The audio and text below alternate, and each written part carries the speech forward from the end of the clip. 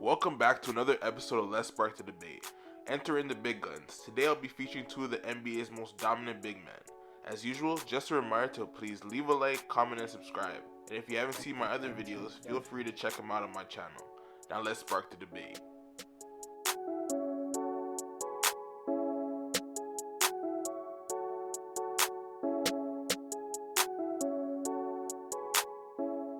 Introducing first, the former face of the art of tanking, Joel the Process Embiid, a big man whose dominance sometimes resembles that of Shaquille O'Neal.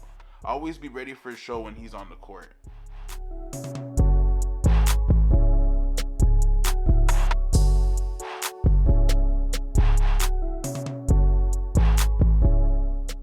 His opponent, the European all-star big man who's got dimes for days, Nikola Jokić.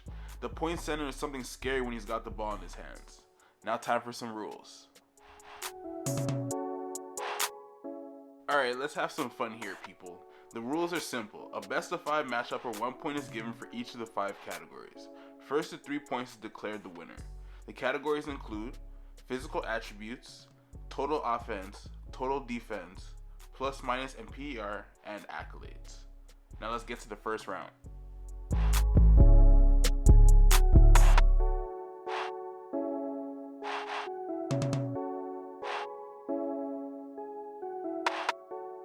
Joel Embiid is a physical beast on the court. There are very few players who can physically match up against him by themselves. Embiid stands at a solid 7 foot, 280 pounds. How do you really stop that? Well, the one thing that has consistently plagued the career of Embiid is injuries. Embiid missed the first 2 years of his NBA career due to injury, and throughout his career so far, he's had numerous injuries and ailments that have kept him out of games. In total, he's played 260 games so far. The Joker is also a very physically solid player, not as strong as Embiid, but he's able to use both his size and length to his advantage. He stands at a height of 6'11", 284 pounds. A big positive about the career of the Joker so far is his durability. He's never missed more than 10 games in a single season. So far he's played in 453 games for his career, which is almost double the amount of games Embiid has played.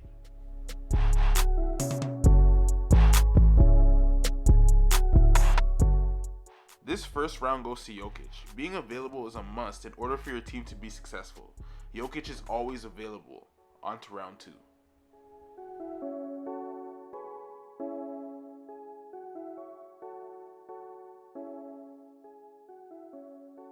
Both players are very dominant on the offensive side of the ball, each bringing something very different to the court. Embiid is an absolute bruiser whose post-game has defenders constantly calling for help. Embiid can stretch the floor, and with a decent handle for a big man, he can take defenders off the dribble too if need be. He comes in averaging 24.8 points per game to go along with 3 assists per game. Efficient on the floor, shooting about 50% from the field, 30% from 3, and a solid 80% from the line. He will, however, turn that ball over if you give him too much time to dribble around. He pulled in an average of 3.4 turnovers per game.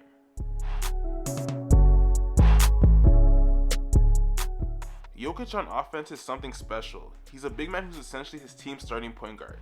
He can score from anywhere on the court and is constantly coming up with random ways to score on the fly. He puts up about 19 points per game, and as a great facilitator of the ball, he was able to reach 6 assists per game so far for his career. Like Embiid, Jokić is super efficient, shooting 53% from the field, 35% from 3, and 84% from the line. Even though he probably has the ball in his hands more than Embiid, he averages almost a full turnover less than Embiid at 2.6 turnovers per game.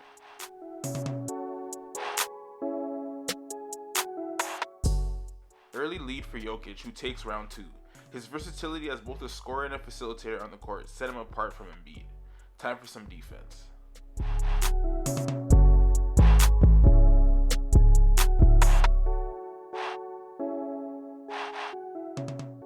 Jokić is not a well-known defender. Where he typically makes his mark on games is on the offensive side of the ball. I wouldn't deem him a defensive liability though. He can sometimes hold his own, getting a few blocks here or there, averaging a little under a block per game. He's solid at getting his hand in the passing lane for some quick steals, pulling in basically a steal per game. The best part about his defense is his rebounding. Jokić is an excellent rebounder, pulling in almost 10 per game.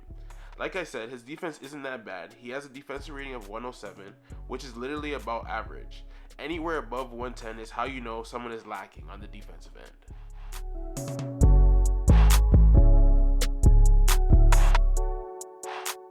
So let's take a second to watch as Embiid completely humbled Paul Millsap at the rim. My lord, Embiid thrives on the defensive side. He has said numerous times that one of his goals is to win the Defensive Player of the Year, and his numbers often give him a great case for the award. Always ready to block some shots, getting about 2 per game to go along with a steal per game. Also an excellent rebounder, taking in a little over 12 rebounds per game. And lastly, his defensive rating of 103 is absolutely elite.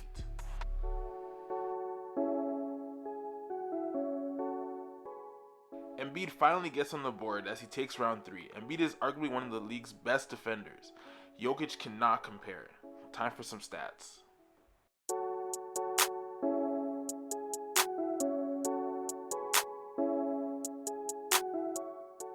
Get ready for some advanced stats beasts. Embiid and Jokić put up godlike numbers in the advanced stats category. Talk about affecting the game. Whenever these guys are on the court, most of the time their team is winning. Embiid comes in with a player efficiency rating of 25.9. That's a beautiful number. Embiid doesn't waste any opportunities on the court, and he gets a lot of them, with a usage of almost 34. That's crazy. It's probably the highest I've seen so far. Give that boy the ball and get out the way. He has a positive plus minus of 10.4. That literally means when he's on the court, his team is dominating.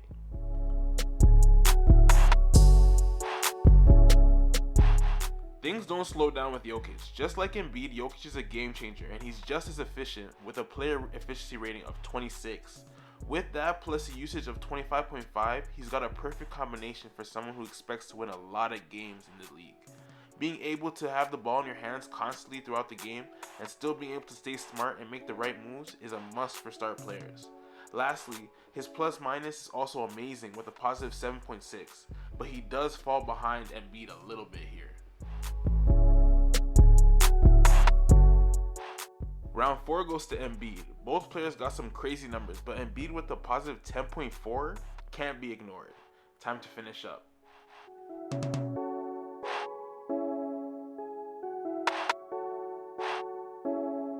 Season.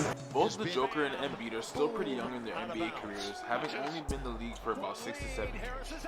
So there's still loads of time for them to rack up more accolades, especially with the playoffs being on right now. They're both definitely going to be part of some of those all-NBA, all-defensive teams. For now, however, Jokić has had a solid go of things, pulling in 3-time NBA All-Star, 1-time All-NBA First Team, 1-time All-NBA Second Team, and NBA All-Rookie First Team. Because of injury, Embiid has missed out on several opportunities for more accolades, but he's still young, and he's been pretty healthy this season, so there's definitely going to be more awards in store for him soon. Right now, he has 4-time NBA All-Star, NBA All-Rookie First Team, 2-time All-Defensive First Team, and 2-time All-NBA Second Team. And the winner of the final round and the competition goes to Joel Embiid. Trust the process. The fact that Embiid was able to gain both offensive and defensive achievements put him ahead of Jokić for the final round. Although he had a lot of injuries, Embiid when healthy is a dominant force that many want absolutely no smoke with. Effective on both sides of the floor, leading to big wins for his team. Thank you again for getting this far in the video. As always, I appreciate all of you for tuning in. Just a reminder to please leave a like, comment, and subscribe.